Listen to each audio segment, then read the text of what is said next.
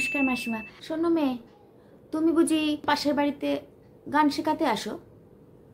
আমার মেয়ে থানকুনি, ওকে একটু গান শেখাতে হবে।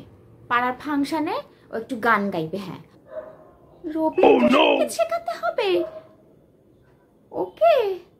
মানে ঠিক আছে, নাও থানকুনি, এবার শুরু করো। ঠিক আছে, আমি যেরকম বলবো সেরকম করবে। সা রে। আচ্ছা দিদিমণি, আমি শুরু করছি। হ্যাঁ, সা। আস্তে আস্তে সুরে গাও, সুরে। আচ্ছা, আমি একটা গান করছি, আমার সাথে করো। ঠিক আছে? পুরানো সে দিনের কথা ভুলবে কি রে, পুরানো সেই দিনের কথা সে কি। আমি তোমাকে গান শেখাতে পারবো না, তুমি আমাকে ক্ষমা করো। টাটা।